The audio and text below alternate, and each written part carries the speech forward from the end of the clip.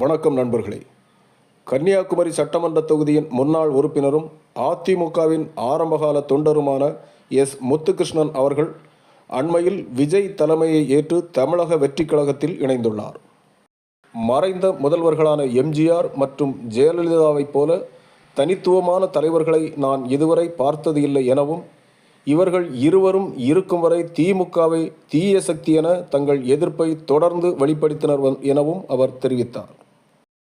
தற்போது அந்த ஆற்றல் விஜய்க்கு மட்டுமே உள்ளதால் தான் தாவேகாவில் இணைந்து பணியாற்ற உள்ளதாக குறிப்பிட்டார். இவரது முழுமையான பேட்டியை இந்த பதிவில் நாம் தொடர்ந்து பார்க்கலாம். அரசியல் அனுபவம் போறதுக்கு என்ன காரணம் சார்? எல்லாருக்கும் முதல்ல வணக்கம். இந்த பேட்டி பார்த்துட்டு இருக்கக்கூடிய எல்லா சகோதரர்களுக்கும் மீண்டும் ஒரு முறை என்னுடைய வாழ்த்துக்களை தெரிவித்துக் கொள்கிறேன். உங்களுடைய ஆசையும் எனக்கு வேண்டும் என்பதை தெரிவித்துக் கொள்கிறேன், வேண்டுகிறேன். நான் அரசியலில் சேர்ந்தது திராவிட முன்னேற்ற கழகம், பேரறிஞர் அண்ணா அவர்கள் கட்சி திராவிட முன்னேற்ற கழகம் செயல்பட ஆரம்பித்த நேரத்திலேயே நான் இணைந்தவர். பள்ளியில் படிக்கும்போது இணைந்தவர். பேரறிஞர் அண்ணாவனுடைய பேச்சுகளை பார்த்து கவலைப்பட்டு சேர்ந்தவன் தான். பேரறிஞர் அண்ணா அவர்களுடைய மறைவுக்கு பிறகு திராவிட முன்னேற்ற கழகம் வழி தவறிவிட்டது. இந்த வழி தவறியதை மாண்புமிகு புரட்சித் தலைவர் எம்ஜிஆர் அவர்கள் தட்டி கேட்டு 1972 அக்டோபர் 17 அவர்கள் அனைத்து இந்திய அண்ணா திராவிட முன்னேற்ற கழகத்தை ஆரம்பித்தார்கள். அவர்கள் ஆரம்பிக்கின்ற பொழுது நாங்களெல்லாம் எங்களை போன்ற இளைஞர்கள் இளவயதில் சேர்ந்தவர்கள் எல்லாம் புரட்சித் தலைவர் எம்ஜிஆர் அவர்களை பார்த்து அந்த இயக்கத்திலே எங்களை இணைத்துக் கொண்டோம். புரட்சித் தலைவர் எம்ஜிஆர் அவர்களும் எங்களை அனைத்து வரவேற்று எங்களை செயல்பட ஊக்குவித்தார்கள். அன்றிலிருந்து அனைத்து இந்திய அண்ணா திராவிட முன்னேற்ற கழகத்தில் எம்ஜிஆர் அவர்கள் புரட்சித் தலைவர்கள் என்ன பணி சொல்கிறார்களோ அதை செய்து கட்சியை அவர்களோடு சேர்ந்து வளர்த்து வந்தோம். எம்ஜிஆர் உங்களுக்கு தந்த பொறுப்பு என்ன? தொழிற்சங்கத்திலே ஏன்னு சொன்னால், நான் மின்சார வாரியத்திலே வேலை பணியிருக்கிற பொழுது தொழிற்சங்க சம்பந்தமாக நிர்வாகிகளோடு நாங்கள் கொண்டு புரட்சித் தலைவர் எம்ஜிஆரை சந்தித்தோம். மாநில அளவிலே எனக்கு தொழிற்சங்க பொறுப்பு வழங்கப்பட்டது. ஆகவே தொழிற்சங்க ரீதியாக புரட்சித் தலைவர் எம்ஜிஆர் அவர்களையும் நிர்வாகிகளையும் நாங்கள் அடிக்கடி சந்தித்து பல்வேறு கட்சி வளர்ச்சி பணிகளிலே ஈடுபட்டு வந்தோம். உங்களுக்கு தேர்தலில் போட்டியிட எப்படி வாய்ப்பு கிடைச்சி? அந்த சீட்டு எப்படி வாங்கினது? வாய்ப்பு என்பது சட்டமன்ற தேர்தலிலே நான் போட்டியிடுவதற்காக முதலில் கட்சி ஆரம்பித்தது 1972.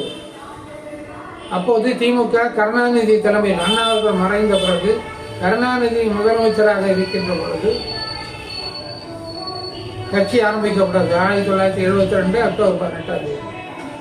ஆகவே புரட்சித் தலைவர் எம்ஜிஆர் அவருடைய இயக்கமான அதிமுகவில் எங்களுடைய பணி சேர்ந்தது. அந்த இயக்கம் முதலில் திண்டுக்கல்லிலே எம்பி தேர்தலில் மாயத்தேவரை என்பவரை நிறுத்தி புரட்சித் தலைவர் எம்ஜிஆர் அவர்கள் வெற்றி பெற்றார். அதன் பின் தேர்தல் 1977 முதல் சட்டமன்ற தேர்தல். அனைத்து இந்திய அண்ணா திராவிட முன்னேற்ற கழகம் ஆரம்பித்த பிறகு முதல் பொது தேர்தல் சட்டமன்ற தேர்தல் 1977 நடைபெற்றது. அப்போதும் நான் மனு செய்தேன், தேர்தலில் போட்டுவிடுவதற்காக மனு செய்தேன். அப்பொழுது எனக்கு தரப்படவில்லை. புரட்சித் தலைவர் எம்ஜிஆர் அவர்கள் மறு வாய்ப்பில் உங்களுக்கு தருகிறேன் என்று சொன்னார். ஆகவே 77 தேர்தல் முடிந்து அதிமுக ஆட்சி அமைந்தது. மத்திய அரசினுடைய மக்கள் விரோத போக்கால் 1982 ஜனவரி மாதம் அதிமுக அரசு கலைக்கப்பட்டது. 80 கருணாநிதியினுடைய தூண்டுதலால் இந்திரா காந்தி பிரைம் மினிஸ்டர் அவர்களால் கலைக்கப்பட்டது, ஆட்சி கலைக்கப்பட்டது. அதற்கு பின் 1980 மே மாதம் மீண்டும் சட்டமன்ற தேர்தல் நடந்தது. அந்த சட்டமன்ற தேர்தலில் போட்டியிடுவதற்காக மனு செய்த போது புரட்சித் தலைவர் எம்ஜிஆர் அவர்கள் என்னை அழைத்து பேசினார்கள். நீங்கள் அரசு வேலை பணியில் இருக்கிறீர்களே, அதை ராஜினாமா செய்துவிட்டு நீங்கள் வருவதற்கு தயாரா என்று கேட்டார்கள். நான் தயார் என்று சொன்னேன். என்னுடைய விண்ணப்பத்தின் அடிப்படையில் புரட்சித் தலைவர் அவர்கள் என்னை நன்றாக விசாரித்து அந்த 1980 சட்டமன்ற தேர்தலில் போட்டியிடுவதற்கு எனக்கு வாய்ப்பு தந்தார்கள். அந்த தெருவில் புரட்சித் தலைவர் எம்ஜிஆர் அவர்களுடைய செல்வாக்கால் நான் வெற்றி பெற்றேன், எம்எல்ஏ ஆனேன். கன்னியாகுமரி தன்னுடைய வளர்ச்சிக்காக, மக்கள் பணிக்காக என்னை ஈடுபட்டுக் கொண்டேன். அதிலிருந்து என்னுடைய பணிகள் சட்டமன்ற உறுப்பினர் எம்ஜிஆர் புரட்சித் தலைவர் எம்ஜிஆர் கூட பணியாற்றின அனுபவம் ஏராளமாக இருக்கின்றது. குறிப்பாக சொல்ல வேண்டும் என்றால் 1982ஆம் ஆண்டு கன்னியாகுமரி மாவட்டத்திலே மண்டைக்காடு கோவில் திருவிழா நடக்கும். இந்த மண்டைக்காடு கோவில் திருவிழாவும் போது பக்தர்கள் கடையில் போய் நீராட செல்வார்கள். நீராட செல்கின்ற பொழுது அந்த வழியில் இருந்த மீனவர் பிரதிநிதிகள் சில பேர் அதை தடுத்தார்கள். தடுத்த பொழுது பக்தர்களுக்கும் அவர்களுக்கும் தகராறு ஏற்பட்டு அந்த தகராறு காவல்துறையால் கட்டுப்படுத்த முடியாமல் போய் துப்பாக்கிச் சூட்டிலே 4 மீனவர்கள் இறந்து விட்டார்கள்.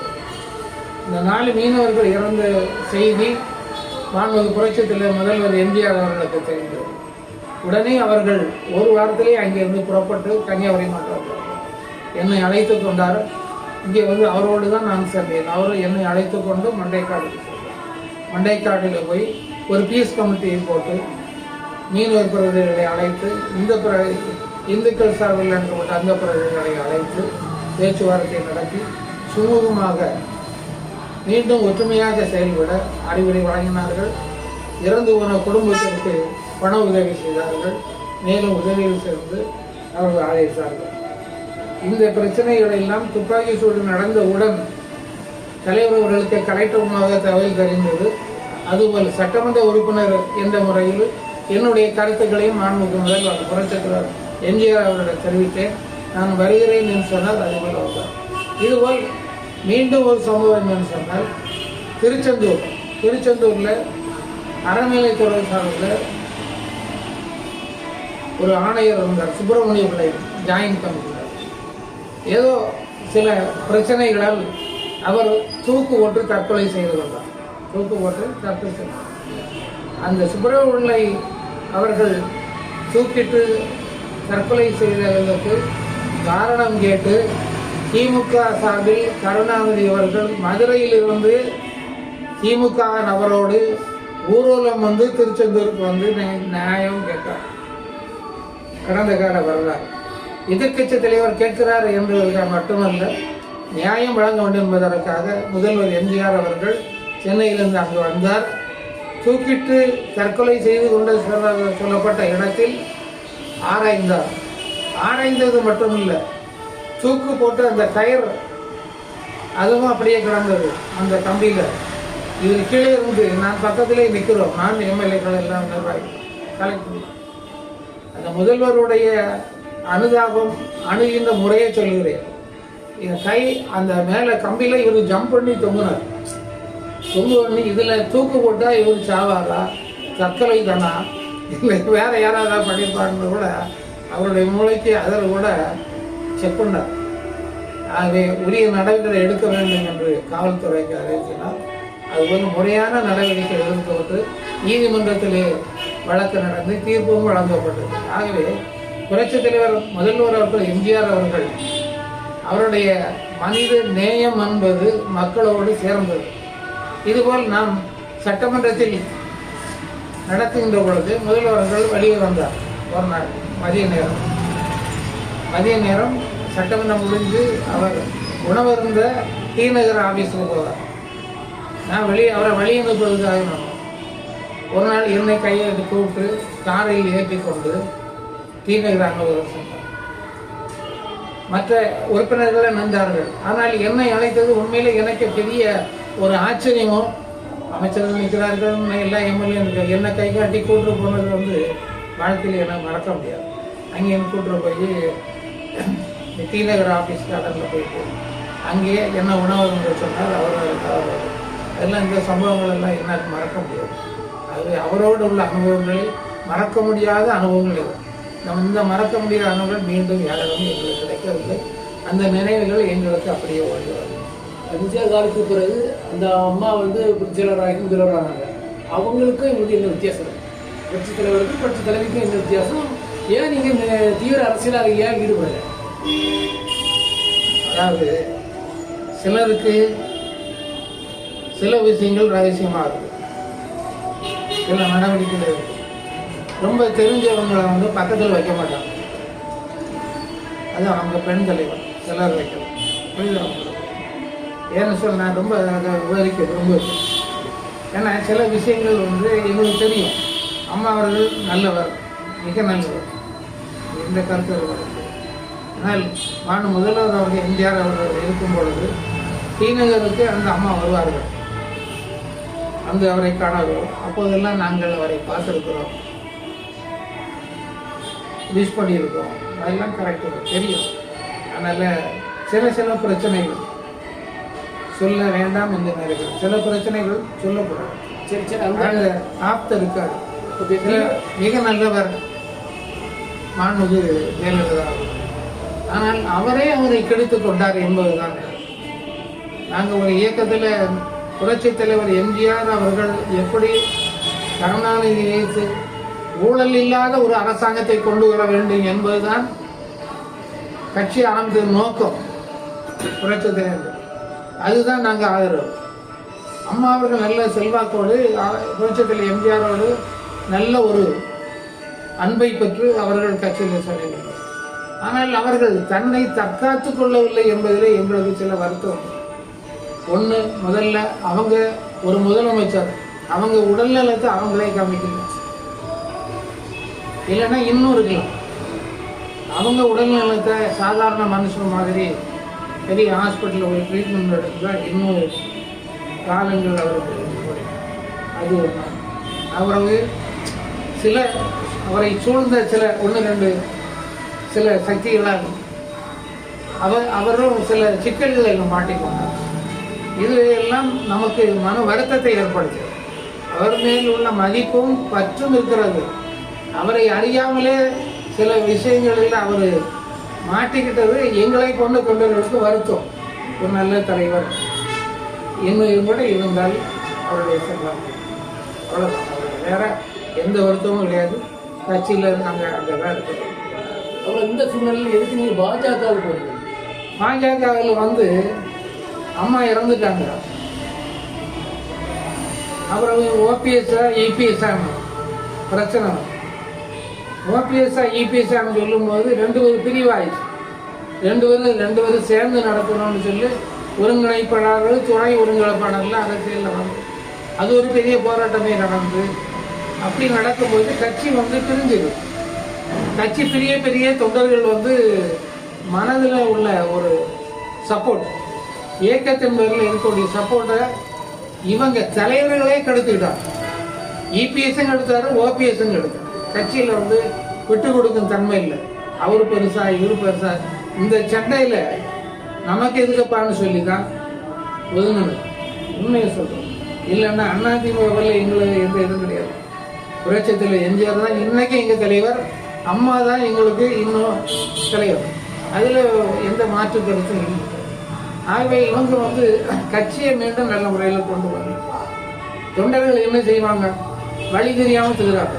நாங்கள் எப்படி வந்தாலும் சண்டை போடுவோம், எங்களுக்கு நீங்கள் அடிமை மாதிரி இருக்கணும்னு இப்போ உள்ள தலைவர்கள் நினைக்கிறாங்க. நாங்கள் வந்து எம்ஜிஆர் காலத்தில் கட்சி ஆரம்பிக்கும் போது கட்சியில் வந்த உறுப்பினர்கள் இன்னைக்கு இருக்கக்கூடிய இபிஎஸ்ஸோ அவரோ 1972 எங்கே இருந்தாங்கன்னு யாருக்கும் தெரியாது. புரியுதுங்களா? எங்களை பற்றி கேட்டாலும் அவங்களுக்கு தெரியாது. ஏன்னா 1972 வந்த ஆளுகளே அவங்களுக்கு தெரியாது. அப்போ கட்சியில் வந்து எங்களுக்கு ஒரு பிடிப்பு இல்லை, பற்று இல்லை. போய் பார்த்தாலும் கூட அவங்க ஒரு புதுசாக யாரோ ஒரு ஆள் வந்திருக்க மாதிரி அவங்க பார்வையில் படுது. ஏன்னா 1972 அவங்க ஈடுபாட்டில் இல்லை. அம்மாவுக்கு பிறகு தான் வந்ததை தவிர மற்றபடியாக தெரியும். அதுபோது இந்த ஆரம்ப கால தொண்டர் இன்னைக்கு செங்கோட்டையன் சார் இருக்காரு, நாங்கள் இருக்கோம். அன்னைக்கு மாதிரி தாமரைக்கணி மாதிரி யாராவது ஆள் உண்டாயிப்போம். புரட்சத்தில் எம்ஜிஆர் காலத்தில் தாமரைக்கணி விருதுநகர் தொகுதியில் இன்னும் அவர் மாதிரி ஆள் உண்டா? கருப்பசாமி பாண்டியன் மாதிரி திருநெல்வேலி ஆள் உண்டாயிப்போம். ஒருத்தரும் கிடையாது. பழைய ஆளுகள் எல்லாம் எண்ணி பிடிக்க வேண்டியது. இந்த நேரத்தில் இவங்க என்ன செய்யணும்? பழைய ஆளுகள் எல்லாம் ஒன்று சேர்த்து. இவன் நீயா நானா போட்டியில் அவரை தாங்க பார்த்தா தப்பு, இவரை பார்த்தா தப்புன்னு அதிமுக இதுவோ புரட்சித் தலைவர் எம்ஜிஆர் இருக்கார். யாராக இருந்தாலும் கூட அவர் அனாலாச்சுவார். கட்சியினுடைய வளர்ச்சி இவங்களுக்கு கட்சியினுடைய வளர்ச்சியை வந்து தான் உள்ள ஒரு ஆண்கள் நம்ம யாரையும் செய்ய முடியும் அப்படின்னு ஒரு எங்கள் மனசில் கூட அணைச்சி போடல. யாரையும் பதவியில் இருக்கும்போது இவங்க யாருக்கும் எதுவும் செய்யல. கட்சி தொண்டர்களுக்கு எவன் செய்யலாம். ஆகவே நீண்ட கால அரசியல் அனுபவம், எம்ஜிஆரோட பழகின ஒரு மாண்பு இதெல்லாம் விட்டுச்சு இன்னைக்கு தாவாய்க்காலை சேரக்கு என்ன காரணம்? தாவாய்க்காலை சேர்றதுக்கு நினைச்சிருந்தா எம்ஜிஆர் காலத்துல அந்த அனுபவத்திலே நீங்க இருந்துக்கலாம். ஏன் நீங்க இருந்திருக்கலாம். ஆனா தனியா உட்காந்து மக்களுக்கு எந்த செய்ய முடியாது. இன்னைக்கு நான் ஒரு முன்னாள் எம்எல்ஏ, ஒரு பொறுப்போ மக்களுக்கு தெரியும்படியாக இருந்தாதான். ஏன்னா ஏஜ் ஆகுது, ஒரு 40 ஒரு 80லேருந்து எவ்வளோ ஆச்சு, 20 ஒரு 40 வருஷம் ஆகுது. இந்த 40 வருஷம் சர்வீஸில் நாங்கள் எங்களுக்கு கிடைச்ச அனுபவங்கள் எல்லாம் மக்களுக்கு தொண்டு செய்யணும்னு அந்த வாய்ப்பு வேணும். அந்த வாய்ப்பு வேணும்னு சொன்னால் பிஜேபியில் வந்து முடியாது. ஏன்னா பிஜேபியில் ஒரு நாள் இருந்தாலே அண்ணாமலை சார் இருந்தார், நல்லா பண்ணிகிட்டு இருந்தார். திடீர்னு தூக்கி அடுத்த ஆளை போட்டாங்க. எப்படி நம்ம மக்களுக்கு பிடிக்கணும் இல்லை. பிஜேபியில் அண்ணாமலை சார் நல்ல செயல்பட்டு திமுக எதுக்குறதுல நம்பர் 1 இருந்தார். இந்த திமுக எதிர்ப்பு தான் எங்களுடைய இது. அந்த திமுக எதிர்ப்பை யார் தீவிரமாக காட்டுறாங்களோ அவங்களோட தான் நாங்கள் எங்களை போகிறோம். எம்ஜிஆர் காலத்திலிருந்து அவரை தீய சக்தினார் திமுகவை. இந்த தீய சக்தி தொடர்ந்தால் நாட்டுக்கு ஆபத்துன்னார். அதே தான் அந்த அம்மாவை சொன்னாங்க, தீய சக்தி. அதுக்கு பிறகு யார்? பிஜேபியில் அண்ணாமலை சொன்னார். இப்போ அவரையும் சொல்ல விடாமாக்கி ஓரம் கட்டிட்டார். இது உண்மை. இப்போது புரட்சித் எம்ஜிஆருக்கு பிறகு திமுகவை கடுமையாக எதிர்க்கிறது நம்பகத்தன்மையோட தளபதி அவர்கள், விஜய் அவர்கள் தான் தீவிரமாக எதிர்க்கிறார். அந்த ஒரே காரணத்துக்கு தான் எனக்கு தவறு. ஒரே காரணம் தான். திமுகவை யாரு தீவிரமாக இருக்கா? தளபதி அவர்கள் தான். அவருடைய பேச்சு எல்லாமே கூட்டம் ஏன் வருது? திமுகவை எதிர்க்கணும் என்ற ஒரே நோக்கத்துக்காக அந்த கட்சியை தோற்கடிக்கணும். இவர் சொன்ன மாதிரி முதல் விரோதி திமுக. திமுகவா தவகவா இப்போதான் போட்டி. அவருடைய அறிவிப்பு அந்த சேலஞ்சை எங்களை போன்ற எம்ஜிஆர் தொண்டர்கள்லாம் நாங்கள் எங்களுக்கு கிடைச்ச ஒரு வெப்பன், ஒரு சக்தி. திமுக என்ற இயக்கத்தை மட்டம் தட்டுவதற்கு விஜய் போன்ற திறமையான இளமையான சக்தி வாய்ந்த தலைவர், மக்களுடைய ஈர்ப்பு சக்தி. அது மட்டும் இல்லை, இன்னைக்கு ஒரு 30 வருஷத்துக்கு இடையில பார்த்தா இளைஞர்கள் பூராமே விஜய் பக்கம் தான் நிற்கிறார். விஜய்னா தான் தெரியும். ஆகவே அந்த இளைஞர் சக்தியோடு அவர் வந்திருக்கிறார். ஆகவே அந்த இளைஞர் சக்தியை பயன்படுத்துகின்ற தளபதி விஜய் அவர்களை தலைமை ஏற்க நாங்கள் தயாராக இருந்தோம். 27ஆம் தேதி, அக்டோபர் 27ஆம் தேதி அவர் முன்னிலையில் நாங்கள் இணைந்தோம். என்னுடைய அருமை சகோதரர் செங்கோட்டையன் அவர்கள் நாங்கள் எல்லாம் இணைந்தோம். மிக அன்பாக எங்களிடத்தில் பேசினார். நன்றாக செயல்படுங்கள் என்று எங்களுக்கு அட்வைஸ் கொடுத்தார். நாங்களும் அவர் பின்னால் அணிவகுத்து நிற்கின்றோம். நிச்சயமாக அவருடைய கரத்தை வலுப்படுத்த அவரோடு சேர்ந்து நாங்கள் உழைக்க நாங்கள் தயாராக இருக்கின்றோம். அருமை நண்பர்களோடு, தனியாக இல்லை, நண்பர்கள் விஜய் தொண்டர்களோடு அவர்களோடு சேர்ந்து நாங்கள் இறந்து செயல்படுவோம். வெற்றியை நிச்சயமாக ஈட்டி விஜய் அவர்கள் தலைவர்களுடைய கையில் கொடுப்போம். சட்டமன்ற தேர்தல் எப்படி? வரக்கூடிய சட்டமன்ற தேர்தல் எங்களுடைய தலைவர் சொன்னபோது தாவைக்காவா திமுக என்பதுதான் போட்டி. சட்டமன்ற தேர்தல் மே மாதம் வருகிறது. இந்த மே மாத தேர்தலில் தமிழக வெற்றி கழகமா திமுகவா என்பதுதான் போட்டி. புரியுதா? திமுக என்பது வலி விளந்தது. இந்த கூட்டணி கட்சிகள் இல்லைன்னு சொன்னா டெபாசிட் ஓடாது. 4 கட்சி 5 கட்சி வச்சுக்கிட்டு வேஷம் போடுறாங்களா தவிர அதை கலைச்சி விட்டுக்கிட்டு ரொம்ப சாமர்த்தியமா தனியா ஸ்டாலின் சாரும் உதயநிதி சாரும் தனிச்சு நிற்கிட்டு வாய்ச்சவடல் மீதி விடக்கூடாது. வாய்ச்சவடல் நான் அப்படியா அப்படியான்னு சொல்லக்கூடாது. நீங்க சரியா கட்சி நடத்தினா தனியா நின்று ஜெயிச்சுக்காரு. அப்போ அந்த கட்சியினுடைய சொல்றோம். என்ன செய்தீங்க? அண்ணா ஆரம்பிச்ச கட்சி எது? அண்ணா ஆரம்பிச்ச கட்சி திமுக. அதனுடைய தலைவர் அண்ணா அவர்கள். அண்ணாவினுடைய கொள்கையை, திராவிட கொள்கையை நீங்கள் பின்பற்றணும்னு வாய்க்கிலேயே சொல்றீங்க. நான் ஒரே கேள்வி தான் கேட்கேன். அண்ணா சொன்னார், என்ன சொன்னார் தெரியுமா? முதல்வராக பதவியேற்ற உடனே 1967 மது விலக்கு கட்டுப்பாட்டை நீக்குவீர்களா என்று கேட்டார். யாரு? நிருபர்களாக கேட்டார். ஒரே பதில் தான் அவர் சொன்னார், மது விலக்கை ரத்து செய்கிற எண்ணம் எங்களுக்கு இல்லை, எங்கள் இயக்கம் திமுக அதை நீக்காது, தொடர்ந்து கடைபிடிப்போம், மது விலக்கை ரத்து செய்ய மாட்டோம். அதனால் வரக்கூடிய பணம் குஷ்டரோகி கையில் இருக்கின்ற வெண்ணைக்கு சமம்னு சொல்லி பேரறிஞர் அண்ணா சொன்னார். இப்போ இருக்கக்கூடிய உதயநிதி அப்போ பிறந்தாரா என்னன்னு தெரியாது. அண்ணாவுடைய பேச்சு கேட்டு பார்க்கணும், அதுக்கு முதல்ல பதில் சொல்லணும்.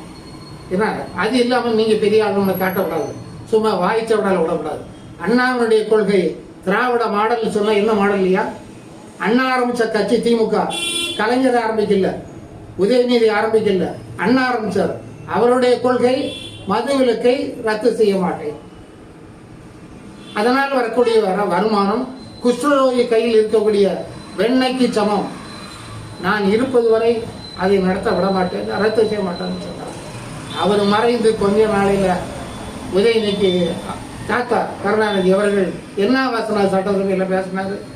என்ன சுற்றி எல்லாம் திருடன் நிற்கா, ஒரு கன்னி பொண்ணு நிற்க முடியுமா? ஆகவே நாங்கள் தமிழ்நாட்டில் மது விலக்கை ரத்து செய்யணும்னு சொல்ல, இதுவும் அவங்க கொள்கை. கட்சி ஆரம்பிச்சவனோட அண்ணாவுடைய கொள்கை இது. எந்த கொள்கையை அவர் சொன்னாரோ அதை காத்துல பறக்க விட்டுக்கிட்டு நான் அப்படி பண்ணேன் இப்படி பண்ணேன்னு சொல்லிடலாம். வெக்கமாக இல்லையா? ஒரு கட்சியினுடைய கொள்கையை சொல்லு பார்ப்போம், வேற அண்ணாவுடைய கொள்கையை சொல்லு பார்ப்போம், அதுக்கு என்ன பதிலுங்கிறது சொல்லு. அதுதான் என்னுடைய கேள்வி. ஆகவே திமுக என்பது மக்களுக்கு விரோத கட்சி. புரட்சித் தலைவர் எம்ஜிஆர் சொன்னதை போல அது ஒரு தீய சக்தி. புரியுதா? புரட்சித் தலைவர் அம்மா அவர்களும் அதே தான் கடைபிடிச்சு வந்தாங்க. திமுக என்பது தீய சக்தி. அதுபோல் இன்றைக்கு தளபதி விஜய் அவர்களும் எதிர்த்து நிற்கக்கூடிய அரசியலில் நல்ல அரசியல், அங்கும் இங்கும் ஆடுகின்ற அரசியல், மிக தெளிவாக திமுக தான் எங்களுடைய எதிரி என்றார். அடுத்த முதல்வர் யார்? அடுத்த முதல்வர் மக்கள் தீர்மானிக்கும். அது யாரும் தீர்மானிக்கல, மக்கள் ஓட்டு போட்டு தீர்மானிக்கக்கூடிய ஆள், மெஜாரிட்டி உள்ள ஆள். நாங்கள் என்ன சொல்லலாம், திமுக ஒரு வலுவான கூட்டணி அமைச்சிருக்கு. விஜய் வந்து என்ன அரசியலுக்கே முதல் தேர்தல் சந்திக்கிறாரு. இவர் எப்படி கூட்டணி அமைச்சு எப்படி தேர்தல் சந்திப்பார்? சார் இதுக்கு உதாரணம் நான் சொல்லியிருந்தேன். புரட்சி தலைவர் எம்ஜிஆர் அவர்கள் அதிமுக ஆரம்பிக்கும் போது எத்தனை கட்சி கூட்டணி? அவருடைய செல்வாக்கால வந்தார். கடைசியில் தான் கம்யூனிஸ்ட்காரங்க வளர்ந்து ரெண்டாவது வந்தாங்க. வேண்டாம்னு சொல்லல அவர். பாலகண்டாயுதபாணி, ராமமூர்த்தி இவங்கெல்லாம் வந்தாங்க. இப்போ உள்ள கம்யூனிஸ்ட்காரங்க அப்படின்னு வந்தாங்க. புரியுதா? வந்து எம்ஜிஆர் நாங்கள் உங்களோட இருக்கோம்னு சொன்னாங்க. அவர் வேண்டாம்னு சொன்னோம். இப்போவும் கம்யூனிஸ்ட்கார யாரோ வரண்டாம்னு நாங்கள் சொல்லலையே, வரலாம. இப்போ திமுகவில் அவங்க என்ன சாதனை செய்துட்டாங்கன்னு சொல்லிக்கிட்டு கம்யூனிஸ்ட் கட்சிங்க அவங்க ஆதரிக்கிறாங்க. அன்னைக்கு உள்ள கம்யூனிஸ்ட் கட்சி உண்டியல் இருந்தன கம்யூனிஸ்ட் கட்சி. இன்னைக்கு உள்ள கம்யூனிஸ்ட் கட்சி 25 கோடி வச்சு வலது இடது வாங்கின கட்சி திமுகவில். இப்போ எதுக்காக இருக்காங்க? பணத்துக்காக தான் இருக்காங்க. இந்த கட்சியெல்லாம் திமுகவோட கூட்டணி போயிடக்கூடாதுன்னு திமுக தலைவர்கள் பணத்தை கொடுத்து பிடிச்சி வச்சிருக்காங்க. அது என்ன கொள்கை கூட்டணி? அது ஒரு கூட்டணி கிடையாது, மண்ணும் கிடையாது. ஆகவே வந்து மக்கள் விரோத ஆட்சி நடைபெறுகிறது. இந்த ஆட்சியை நீக்குவதற்கு தளபதி விஜய் அவர்கள் மிக தீவிரமாக செயல்படுகிறார். அரசியல் 2 ஆண்டுகள் ஆரம்பித்து வந்தாலும் இளைஞர்கள் மத்தியில் செல்வாக்கு. எம்ஜிஆர் எப்படி மக்களை நம்பி வந்தாரோ அதே போல்தான் இவர் தளபதி விஜய் அவர்களும் மக்களை நம்பி இருக்கிறார். நீங்கள் புதுசான்னு சொன்னீங்கல்ல, ஆந்திராவில் எப்படி என்டி ராமராவ் வந்தாரு? சினிமாவில் வந்து டைரக்டாக தான் வந்தார். ஒரே தேர்தலில் ஆட்சி. எம்ஜிஆர் அவர்களும் அதே தான், அதே மாதிரி தான் விஜய் அவர்களும், தளபதி விஜய் அவர்களும் ஒரே தேர்தலில் வருவார் என்பது எங்களுடைய நம்பிக்கை, மக்களுடைய நம்பிக்கை. மக்கள் என்ன தீர்ப்பு கொடுத்தாலும் நாங்கள் ஏற்றுக்கோம். அப்போ நீங்கள் சொல்கிற பார்த்தா அதிமுக களத்தில் இல்லாமல் பேசுகிறீங்க சார். களத்தில் யார் நிற்காங்க? இது தேர்தல். புரியுதா உங்களுக்கு? தேர்தல். நாங்கள் யாரையும் எங்களுடைய எதிரி திமுக மட்டும்தான், வேற யாரும் இல்லை. ஒருவேளை அதிமுக நீங்க வந்து இப்போ வந்து ரொம்ப அதில் டீப்பாக வேண்டாம். தேர்தல் சந்திக்கிறோம். திமுகவை தாவக்கான்னு தான் போட்டி. எங்களோட வரக்கூடிய எங்களோட வரட்டும், அவர்களோட பணம் நிறையோட ஆளுக்காக மக்கள் தீர்மானிக்கிட்டு 2026 நீங்க போட்டியிடக்கான வாய்ப்பு இருக்கா? போட்டியிட அது கட்சி தலைவர் முடிவு பண்ணணும், கட்சி தலைமை முடிவு பண்ணணும். டிக்கெட் கேட்பீங்களா? தலைவர் என்ன சொல்றாரோ அதை கேட்போம். தளபதி விஜய் அவர்கள் கட்சி என்ன சொல்லுதோ, நீங்க என்ன பணியை செய்யணும்னு சொன்னோம், எதை சொல்றாங்களோ அது செய்வோம். போட்டியிடுன்னு சொன்னா போட்டியிடும். அதிமுக தாவேகா கூட்டணி வந்து நீங்க வரவேற்பீங்களா இல்லையா? அதான் சொல்றேன், கட்சி தலைவர் என்ன முடிவு எடுக்கிறாங்களோ அதுதான் முடிவு எடுக்கிறதுல நான் கிடையாது, அது தலைமை. தளபதி விஜய் அவர்கள் எந்த கட்சியோட கூட்டணி சேரணும், எப்படி நிற்குங்கெல்லாம் அவர் எடுக்க வேண்டிய முடிவு. அவர் எடுத்த முடிவை நாங்கள் பின்தொடர்ந்து வழியோடு நடந்து செல்ல வேண்டியது எங்களோட பொறுப்பு. அதிமுக மேலும் பல தலைவர் வர வாய்ப்பு இருக்கா? தாவேகா இணைய வாய்ப்பு தெரியாது, தெரியாது, தெரியாம எதுவும் சரி. நன்றி. வேட்டை எடுத்த அனைவருக்கும், இதை பார்க்கின்ற அருமை சோதரர்களுக்கும் என்னுடைய கருத்துக்கள் ஆதரவாக உங்களுடைய கருத்தை தெரிவிக்கலாம் என்பது நன்றியோடு தெரிவித்துள்ளேன்.